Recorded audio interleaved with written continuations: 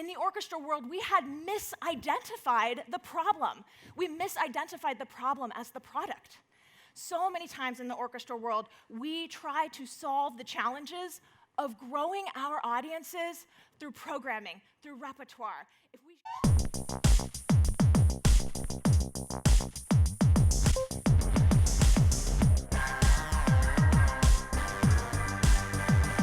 Good morning. Quick question. Who here has broken a bone before? Cheers, great. Who here likes snow skiing? Oh yeah, you know where this is going. Now you know why I'm on crutches. Again, my name is Aubrey Bergauer, and I'm the executive director of the California Symphony. And what you need to know about the California Symphony is that over the last 5 years, we have nearly doubled our audience and quadrupled our donor base. Who here wants to double their number of customers and quadruple the ones who are the most loyal and lucrative? Some of you. Okay, good answer.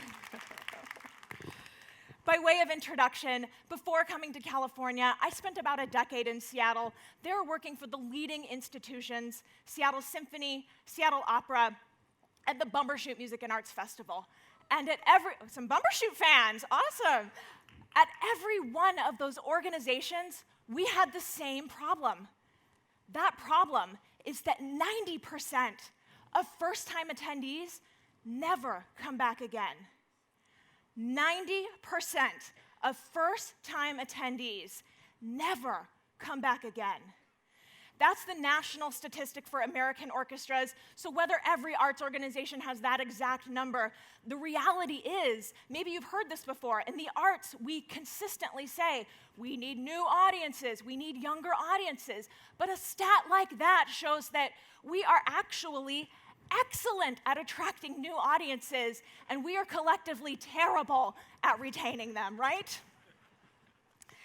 I'm here today to talk about why that is and what the California Symphony has done about it so that now, 5 years later, we are defying the trends of the orchestra business.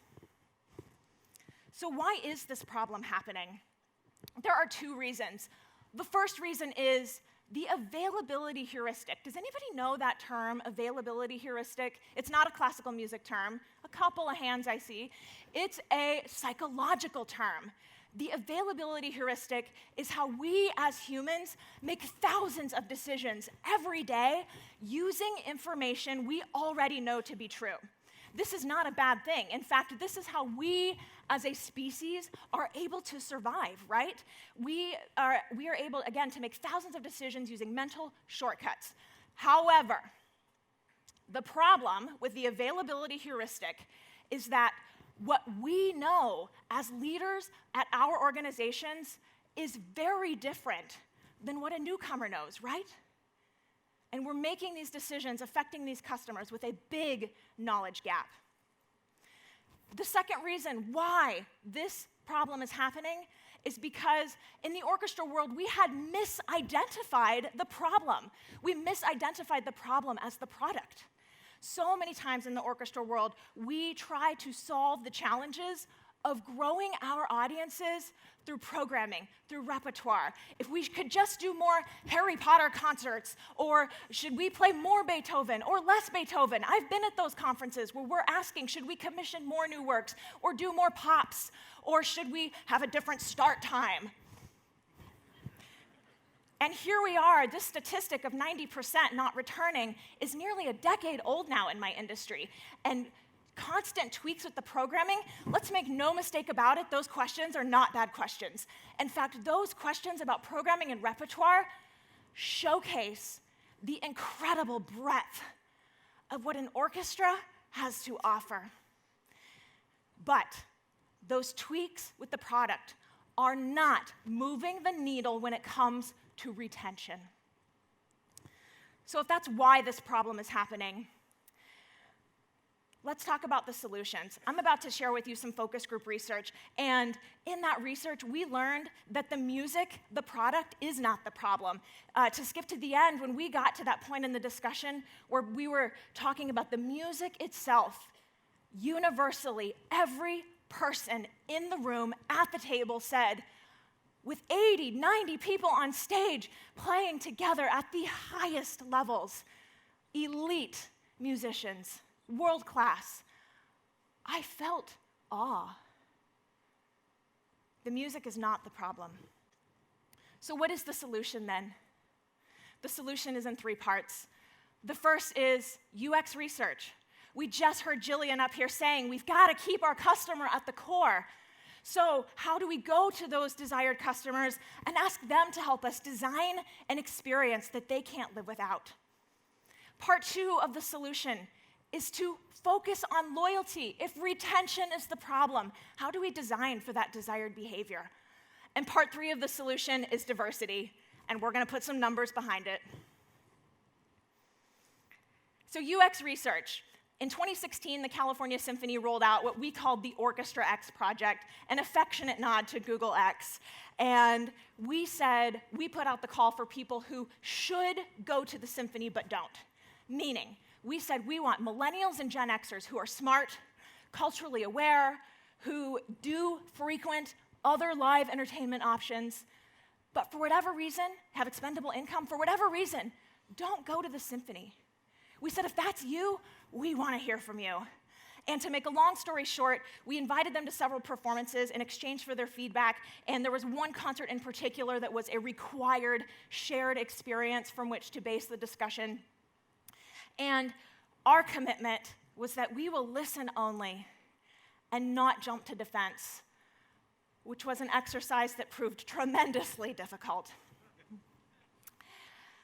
And not one person said, I need a shorter concert, or I really need more Harry Potter in concert, or I need more fill in the blank composer name. No, not one person said that. They desperately wanted to learn about all of that, though. And instead, what we heard was, wow, your website reads like Inside Baseball. You're laughing because you've probably experienced this, right? There is so much technical language and jargon. We're talking about an orchestra, not the tech industry, right? So much technical language and jargon on your website, I don't know what I'm reading. Plus, it's in paragraph form. Come on, guys. We heard that I don't know what to wear to the symphony. And even in California, where, like, everything's cool, man, like, it doesn't matter, the question of what to wear was causing stress and concern. 2 negative emotions being associated with the experience we were trying to provide before that experience ever even began. They said, I don't know when to applaud when I go to an orchestra concert. I want to bring my drinks to my seats. When I read your program book, it is so damn dry. That's what they said. It's everything but the product. That's the problem. Everything tangential to the experience. So, in conjunction with UX research, if part 1 is to fix the customer experience, part 2, again, is to focus on loyalty. How do we design for that desired behavior to come back again and again? Now, what's so interesting about this loyalty topic is that orchestras were early adopters of the subscription model. 40, 50, 60 years ago, orchestras across the country filled their halls mostly on subscriptions. And then, this now gets into some of the crux of the business problems, the business model problems with orchestras. What happened is that over these last several decades, our fixed costs continued to really rise. What do I mean by that? I mean that there are virtually no efficiencies to be achieved when running an orchestra. For example, you can never play a Beethoven symphony faster. You can never play a Beethoven symphony with fewer players. It always costs more to play Beethoven next year than it does this year. It's an incredibly labor-intensive industry, and again, when we are talking about world-class elite musicians, our fixed costs continue to rise. And over the last 40, 50, 60 years, orchestras have become incredibly savvy at adapting to those challenges. We became better marketers. We became very savvy fundraisers, because whatever we don't sell in tickets, we have to make up in the fundraising side. That's why we are a nonprofit. And the problem with all of that is that through doing all these extra things, we lost sight of the goal. Who here has heard of mission drift or mission creep? Any of you? A few of you, yeah. Yeah, many of you. The goal got away from us. So to help explain this a little more, we inadvertently disincentivized loyalty. So how does this play out?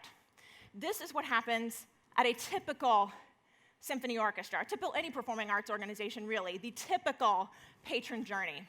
Let's say you go to a concert and you're a first-time attendee, and after the concert, what happens? Does anybody know? I'm sure some of you have experienced this before. You get a phone call from the development department asking for a donation. That's right. The development department says, clearly they've come once, they must want to support what we're doing in a substantial way. And then the marketing department gets really savvy and says, oh, I want to get a piece of that too. We are so savvy, we have placed that tracking cookie on their browser. We're going to send them all kinds of digital ads on all the devices about our upcoming concerts. Oh, and by the way, they've only come once, but clearly they're a season ticket prospect as well. So let's send that brochure in the mail. And the development department says, well, wait, we've got a solicitation, a fundraising appeal going out in the mail. We got to put that new buyer on that prospect list too. And through all of this bombardment of messages, there is no clear next step for the customer, right? So if 90% are the people who don't come back, that means 10% of the people do. So let's say that 10% becomes a repeat buyer or a multi-buyer. Then this whole rigmarole happens all over again, bombardment of messages. And then some people do sort of climb their way through this patron journey jungle gym. Some people do become subscribers. Some people renew those season tickets. And some people do become donors and renewing donors and major donors. And about the time that those donor relationships are happening, man, do arts organizations get our act together. And we have then a very clear and focused way to steward that relationship. So that's the typical journey at a performing arts organization. And if it looks like a mess, there's a good reason for that. It's because it is a mess. So the California Symphony, in response to that, has decided that we are going to create a patron journey where there is one next step and one next step only. No matter who you are, whether you're that first-time attendee or a long-time season ticket holder or donor, no matter where you fall on that continuum, we have one next step and a plan for you on how to get you there. If you're a first-time attendee, the only next step we ask you to take is to come back again. That's the only message you receive from us. And similarly, multi-buyer, you're the top prospect to become a subscriber. Then we start giving you the season brochure in the mail. Equally important to what we do is what we don't do. And that is to say, we do not solicit for a donation until a customer is a second-year renewing subscriber or higher. And you got to remember the beginning. We've doubled our audience base, quadrupled the donor base, right?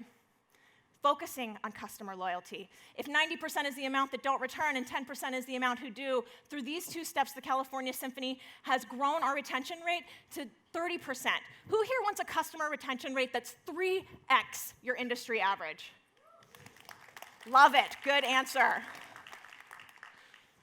We are in this business to grow customer relationships over the long haul. Okay, so part 3 of the solution. Diversity actually really matters.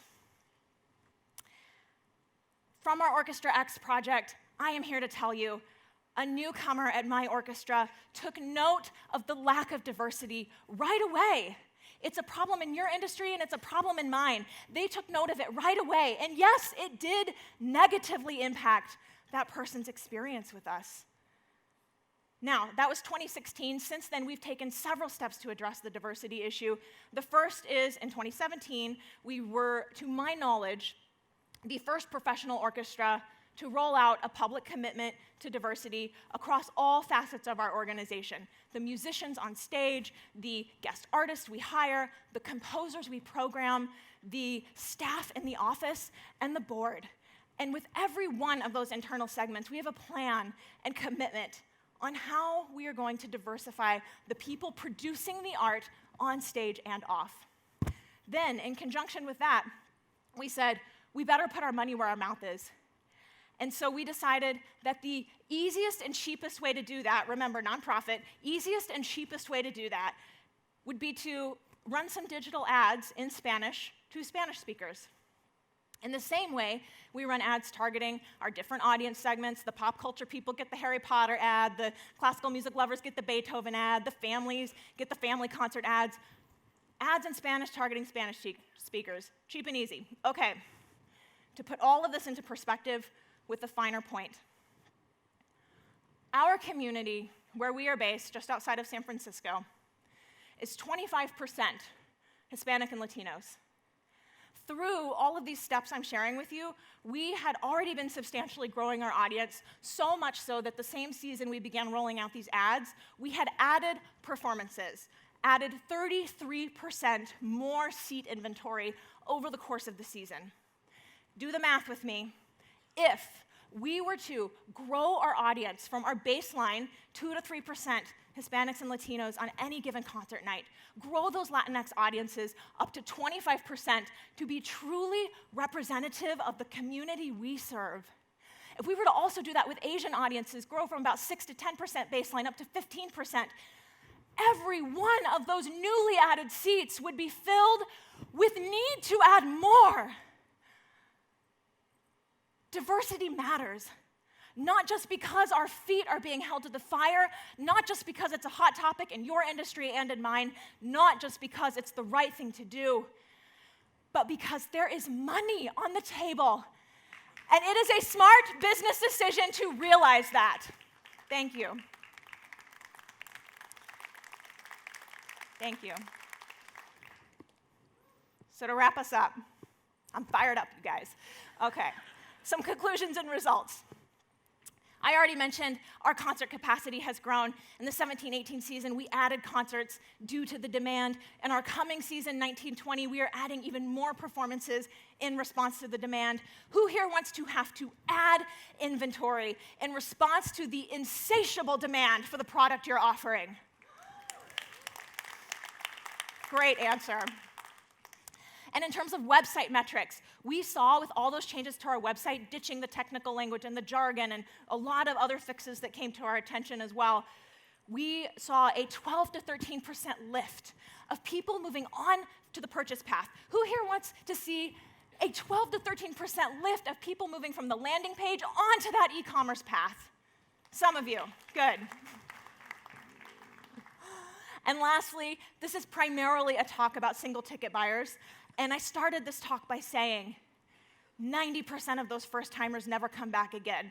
Well, we started applying some of our findings to those more loyal patrons, to the subscribers, and what we've seen now is that our subscriber base is now consistently achieving up to a 90% renewal rate. 90% no return for newcomers, up to 90% retention of our most loyal customers.